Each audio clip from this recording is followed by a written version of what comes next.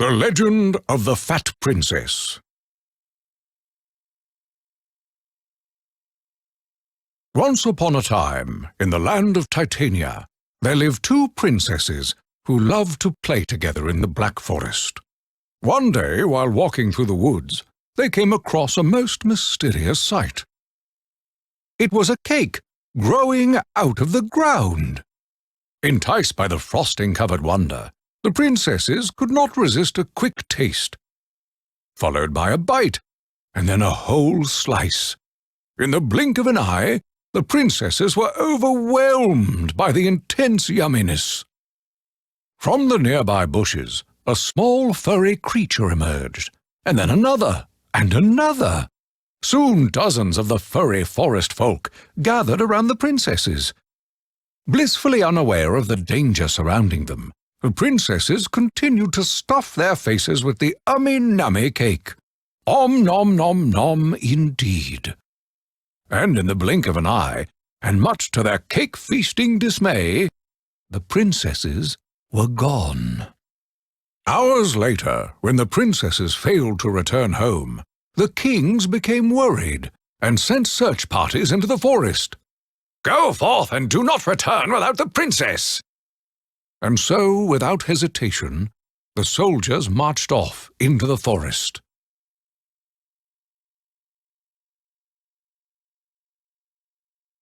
The princesses were soon found, but the kings were shocked by the sight that met their eyes. "They are going to explode!" cried the kings. "Stop them! Stop them!" Returning to their castles, the kings agreed the cake must be cursed, and no one in Titania should be allowed to eat it ever again. Little did they know the surprise they would receive the very next morning. "Sire! Sire! The princess! She won't stop eating! She says she's still starving! The only way we can stop her stomach from rumbling is by feeding her the forbidden cake." The king sighed. "Send men to the forest. Tell them to bring all the cake they can carry." "And what of the forest folk? Those vicious little heathens guard the cake as if it were gold." The king glared at the aide.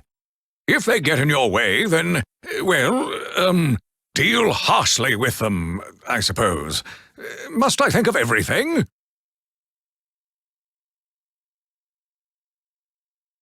The princess ate every slice, every bite, and every crumb of cake that was presented to her. Her cursed hunger just could not be satisfied. The king was filled with despair. What would it take to lift this terrible curse? He beckoned to the captain of the guard. "We need answers, and we need them quickly. Take several of your men, seek out the mountain sages, and bring them here. They'll know what to do."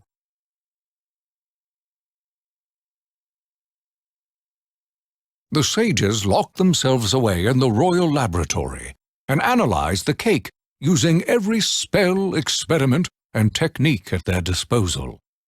Days later, they emerged and delivered their conclusion. "The power and tastiness of this cake is beyond our meager capabilities. Our only hope is that the great oracle may reveal the source of the cake's power." "The great oracle?" the king replied. "I see. What must be done?" "We must make an offering to the oracle, a gift of riches from across our lands." "Very well, we shall make it so." "The oracle has spoken, your majesty." Well, out with it." "The curse can only be broken by the kiss of a handsome prince." "A prince? A prince? Where am I expected to find a prince?" Months passed, and nothing in Titania changed. The princess ate and ate, while the king despaired. Then one day, a message arrived from a neighbouring kingdom. "Huzzah!" cried the king. "Good news! Good news! Prince Albert is coming to choose a bride. Once he kisses the princess, the curse of the Black Forest will be broken forever." Sire, what happens if the prince chooses the other princess. No, no, no, said the king. We can't let that happen. Oh, let me think. That's it. I have a cunning plan. We will kidnap their princess in the dead of night and hold her captive until after the wedding. Prince Albert will marry my daughter, and we can all return once more to a less sugary diet.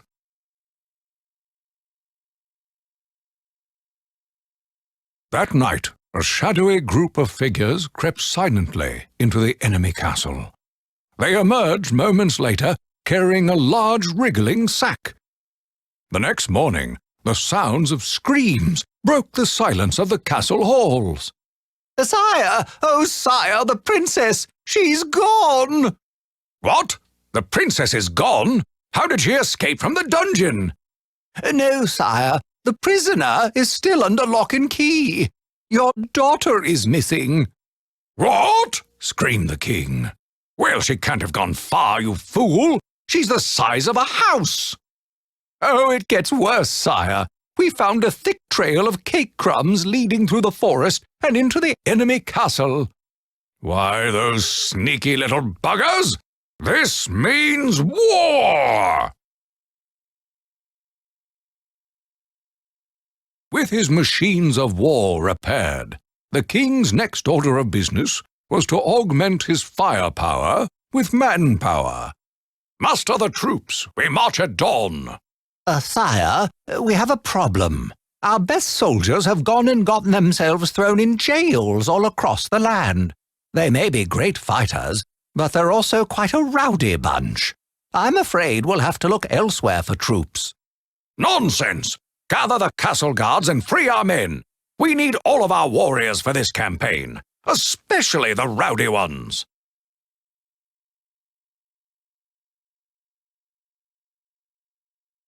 No sooner had the army been assembled than the first obstacle presented itself. How am I expected to heroically crush my enemies if I can't get to them? The king bellowed. What is all this nonsense?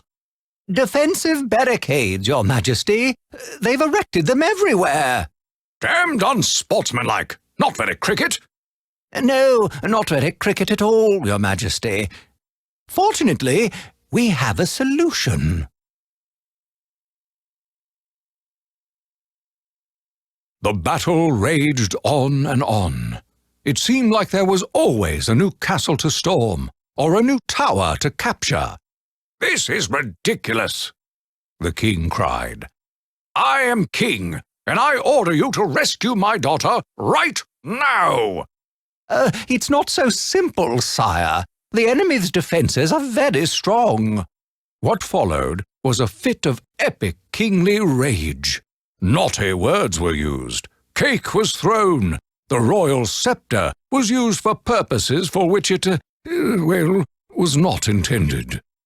Sire, our engineers have discovered a way past the enemy's defenses. Excellent. How will we smash through them?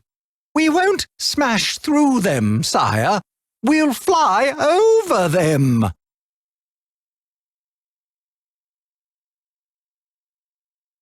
The kings sent army after army in a desperate attempt to rescue their daughters. Many brave warriors perished. But every time a princess was on the verge of being rescued, the other side would scoop her up and hide her deeper within one of the many castles throughout the land. In a last-ditch attempt to end the war before Prince Albert's arrival, the king gathered all of his remaining men, his bravest and most experienced warriors, and stormed the enemy castle.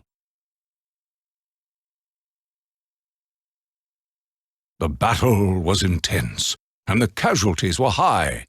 But after many hours, the king's men finally breached the enemy castle walls. There they found the princess, and triumphantly carried her back to her father.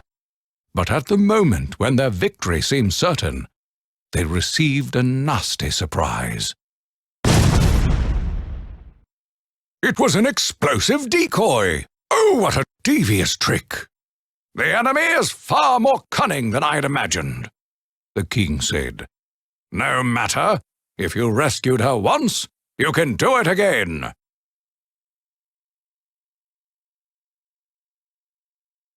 The battle was even more intense, and the casualties were even higher. Again they stormed the castle walls, and again they rescued the princess.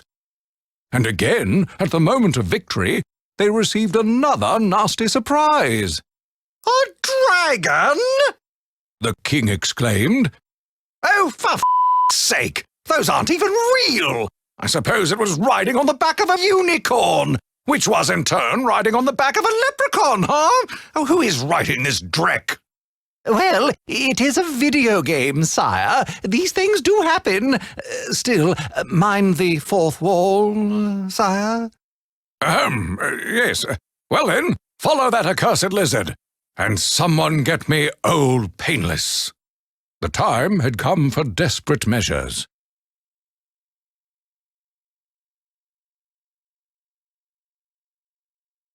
With the dragon blown to itty-bitty little bits, the king was ecstatic. Oh, my lovely daughter, you're finally safe. The princess looked at him with disgust. I'm not your daughter, you crusty old fart. Your stupid soldiers rescued the wrong princess. In a lost cruel trick, the dragon had forced the princesses to switch clothing before imprisoning them. The king was right back where he started. That's it! No more screwing around! From here on out, we're doing this old school. Does that mean we're quitting, sire? Asked someone in the crowd. Quitting? Quitting? A king never quits. No, I'm talking about a good old-fashioned beatdown.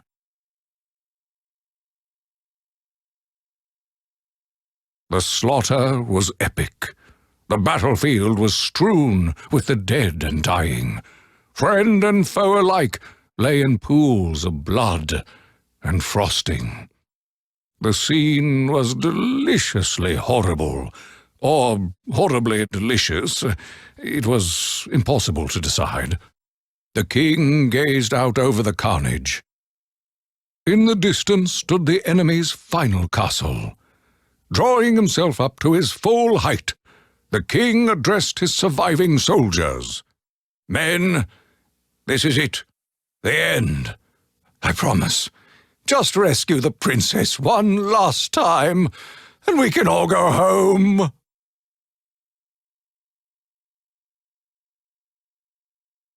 With the princess liberated, the king's men ran as fast as their legs could carry them back to the castle. No sooner had they set foot on the drawbridge than the battlement horns cried out, signalling the arrival of Prince Albert and his court. As the prince and his aides entered the grand hall, heads turned, and so did a few stomachs at the sight of the neighbouring prince. My, what a beautiful lady! Exclaimed the prince. Ooh, he's gorgeous! Cried the princess, running into Prince Albert's arms. Hooray! The curse is broken! Cried the king. What curse? Inquired Prince Albert. The curse of the Black Forest cake. It transforms you into a mindless cake-eating zombie. There's no curse, declared Prince Albert. Have you tried that stuff? It's delicious. Oh! Exclaimed the king. But the cake, and the forest eating, kidnap, fighting, blood, frosting, war, frosting, And they all lived happily and well fed ever after. The end.